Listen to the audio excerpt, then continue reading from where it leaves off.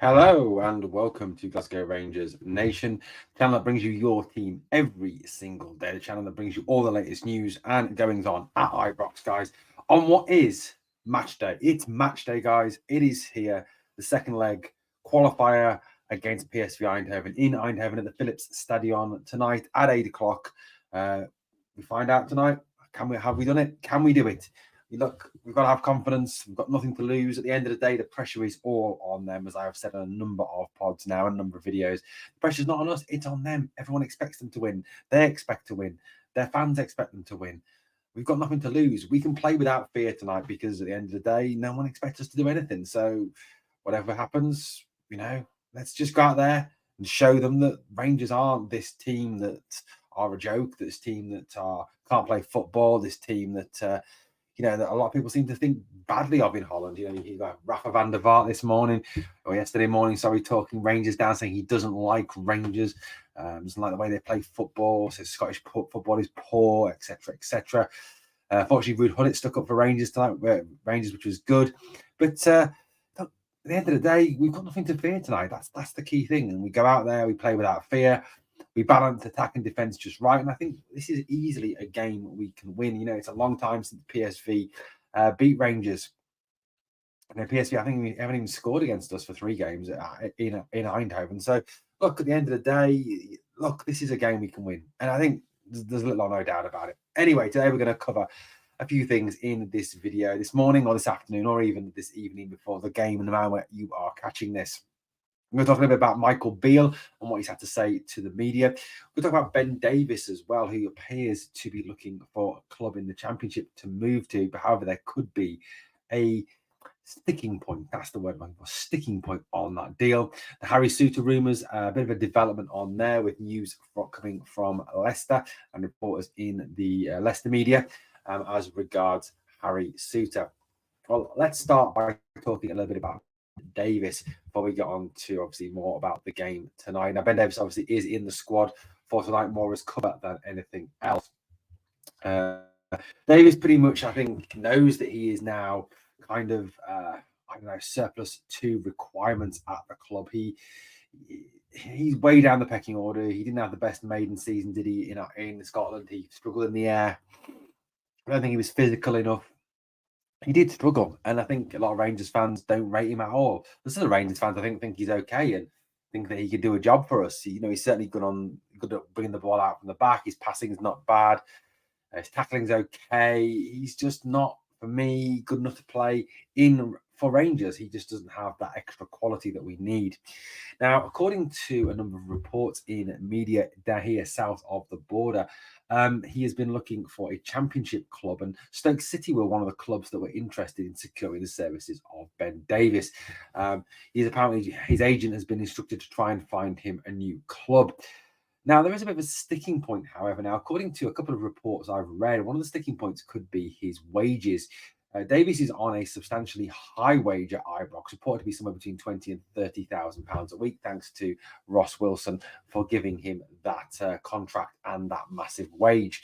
It is highly unlikely that he would get a similar wage in the English Championship outside of perhaps joining one of the big 3 teams that have come down from the Premier League, who have parachute payment money, which enables them to obviously invest more money than the teams that are already down there. The likes of Stoke, for example, one of the teams that he has been linked with, are a team that's been in the Championship for a number of seasons now, so doesn't have that parachute money, so certainly couldn't afford to pay him between 25 and £30,000 a week, which is reportedly where his salary is at. So that currently that is the sticking point that is stopping Davies from moving away from the club, is his wage demands. It's an interesting one. I certainly hope we can get that done before the window closes. Davies, I think, has kind of served his useful purpose at the club. If we can get 2-3 million in for him, it would certainly be a very decent bit of business, but certainly would be a case that we would therefore need to reinvest and bring in another centre-back to add some more depth to the squad, especially given that Leon King is leaving on loan to go and play for a team south of the border. Which is Golden, Balogun, and Souttar, John Souttar, that is, of course. So I think there is a real need there to go out and strengthen that centre-back position. There's obviously names being linked, and we'll get to one of those names shortly. Okay, so Michael Beale has spoken to the media yesterday ahead of the Champions League game tonight in Eindhoven.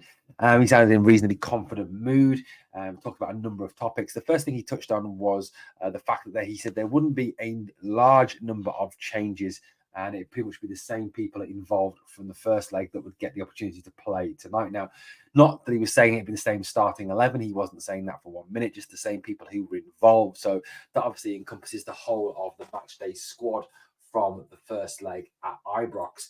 You know, quite what he intends to do, who knows? But we'll find out around about 6:45, 7 o'clock tonight what team Michael has selected.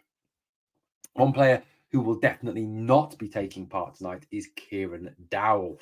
Now, Dowell missed the trip to Ross County at the weekend with a knee injury, apparently. Now, that's worrying that obviously because it was his knee that kept him out of most of the season last year at Norwich. Dowell is someone who has in the past had injury issues that have limited his game time. So it is worrying to hear that he has an injury again. Beale said that Dowell is struggling with a knee problem. It is not a serious knee problem, but it is still serious enough to keep him out of tonight's game against PSV Eindhoven. So Kieran Dowell is certainly someone who will not feature at all. And we certainly hope that Kieran Dowell, who's made an impressive start to his time at Ibrox, comes back stronger and fitter and ready to go. And we certainly hope that he gets over that injury that he is currently suffering with. Now, Michael Beale was sort of questioned about the arrogance of PSV Eindhoven. In a way, the word arrogance wasn't really used. It was kind of more the tone of the comments made by PSV. I think the journalists who were there did their very best to remain diplomatic. I think it'll be quite easily, given the arrogance that. And look, I'm not going to be particularly diplomatic on this. PSV have been arrogant. They have been classless. They have been particularly condescending towards our club. And it's for me, it's not what a big European club should be doing. Rangers have maintained their class at all times. They've spoken highly of PSV and their players. They've spoken, in positive terms all the time and have showed class throughout, as we expect from our club. It's the same sort of thing you would see from Real Madrid, from Bayern Munich, from FC Barcelona, from Manchester United, from Liverpool. It really is a letdown, I think, that PSV have conducted themselves in this particularly awful way. They've really let themselves down as a club. But Michael Beale, I think, was very clever in the fact that he refused to be drawn on that and refused to kind of comment directly on that story. Michael Beale spoke about the fact that he says PSV have a home game to win to go in the Champions League group stage, so they'll be supremely confident of that. I'm sure we have to be the thorn in their side. And we have to go out there and be irritating, we get in their faces, fight, battle, scrap, claw for every yard, and make sure we don't give them the freedom to go out and then play, because they have some exceptionally talented players like Sangare and Bakayoko, for example. Michael Beale went on to say, I think their crowd will be behind them just like ours was at Ibrox. In a minute, thinking back to that, the atmosphere was certainly rocking at Ibrox in that first leg. That can do one of two things. I felt last week at times we were a little bit emotional in the game. It can unnerve you as much as it can be a big help. An interesting comment there from Michael Beale, and I think that was maybe even aimed at the man that sat alongside him, Todd Cantwell, who I think at times does get a little bit over the top at times with the fans and some of his tackles in that first leg were bordering on, a bit could have been sent off, shall we say. So he does need to tone that down. But an interesting comment nonetheless from Michael Beale there. And he's right, I think, how that home crowd, it can easily, turn against you. And I think that's one of the keys that you've got to do tomorrow. What we've got to do tonight is turn PSV's crowd against them. That may be an early goal or to frustrate them for most of the first period. And I think you'll see the crowd start to turn. Their frustrations will come through. There was clearly a frustration amongst their fan base. They didn't beat us. So, hey, let's do what we can to sort of frustrate them tonight.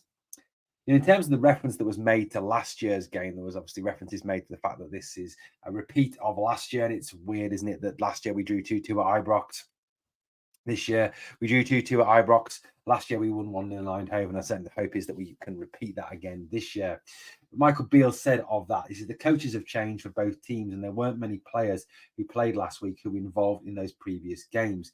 Everybody is aware of what happened, and the motivation is equal to last year. I don't see it being any bigger on both sides. So again, he again, very clever, very diplomatic approach from Michael Beale in response to those questions. He says there's been a lot read into that, but the group of our players going out there, the prize of getting in the Champions League is enough. And I think that was one thing that came across, in terms of what he said. He talked about the fact that, that there is a strong desire within the squad, within the staff, and he recognises within the fan base as well to qualify for the Champions League group stages. So just recapping what he said on team selection. He said the team selection won't be too far from last week. There won't be too many surprises across our squad. We have a variety of options in the final third. We need to be better with the ball this week. I think we created the chances regardless last week from the small amount of possession we had compared to the normal. But going away in Europe, you have to be strong defensively first. Then you have to take opportunities when they come. I believe this is a game where both teams will have opportunities. It's the team that is most decisive that will go through. And, two of those sort of repeated comments that Michael makes, about one, about being solid at the back, and number two, about taking your chances. And he's spoken, hasn't he, a number of times about the need to be more decisive and clinical in front of goal. And there certainly is a need for that in tonight's game. Interesting, though, that he said about being more defensive. It may be a sort of a hint that he's thinking of playing with a couple of defensive holding midfielders. Is that a hint that Jack and Lundstrom will both start tonight? Could be a bit of a hint there. With about 14 or 15 players moving on this summer and 9 new players coming in, the more games you play, you think your team will get stronger. It was a good victory at the weekend, a clean sheet and a step in the right direction in the league. I was pleased with that. Saturday, here now, with no injuries, everyone in a good place mentally. I think it was the right thing we played. I think it was to our advantage that we played at the weekend. Now, that was obviously in response to a question about the fact that PSV Eindhoven did not play at the weekend. They had the weekend off, the Dutch FA allowing them to solely focus on the Rangers game. Interesting, isn't it, that their FA look after them, whereas the SFA don't seem to have any interest in looking after us or any Scottish team in particular. But I think Michael Beale's right. It is, I think, for our team, for Rangers, for where we're coming from, the journey we're on, I think it was important we played. It is all part of that continuing building process, that gelling process, that team process, isn't it? And I think that it was really vital that we had that game at the weekend. And it was certainly an excellent first half performance. Second half was a bit, foot off the pedal. Let's just relax and kind of go over through the motions and hang on and look ahead to the big game tonight. I think there is obviously one clear message that we need to take into this game tonight, and that is the message that the fans have on a number of occasions shared at Ibrox. We fear no foe, and I think that is something we definitely need to do tonight. We do not need to fear PSV. Like I said, we have every opportunity to beat them. The pressure is all on them. We just need to go out and play with that freedom, but balance it obviously with that defensive solidity. Okay, let's finish by talking about the Harry Souttar developments that we've had. Now, living down here in the Midlands, I live near Leicester. I only live 14 miles from Leicester. Harry Souttar has not figured at all this year, and it is quite clear that Enzo Maresca, who is the Leicester manager, does not reckon Harry Souttar as part of his plans for this season. From what I've read in the media down here, Leicester Mercury, which is the big paper that reports on the team, on Leicester City, the intention is that Harry Souttar will leave this transfer window. That's, one way or another. Now, the strongest desire Leicester have is to get a permanent deal for him. That's what they want. They want to sell him permanently. They want to recoup some of that money they spent last summer on him, £16 million. That is the main intent. Now, they have said, though, that they cannot find a buyer this summer, that they are prepared to allow him to go out on loan to, again, prove himself and show himself to be the player that they think he can be, so that they can then sell him on.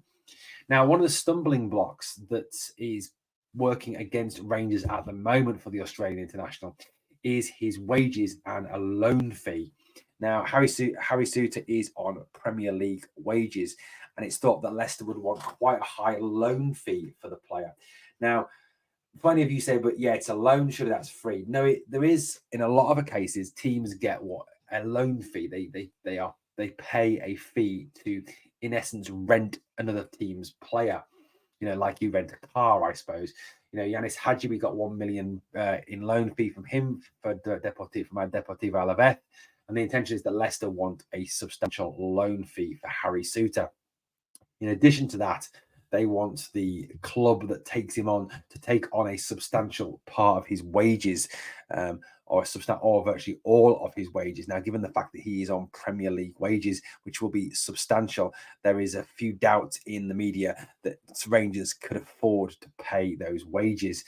Certainly if you consider that he may not even be a starter in this team, the fact that Goldson and his brother, his older brother John, are very much our central defensive pairing, unless, of course, the intention is to go to 3 at the back. I don't know, but that seems to be one of the stumbling blocks that is acting on this. Now, it could also depend on whether Rangers qualify for the Champions League, as with the guarantee of that extra funds that come in with the Champions League. It could be that is kind of, they're waiting to see what happens with that as to whether they move for Harry Souttar.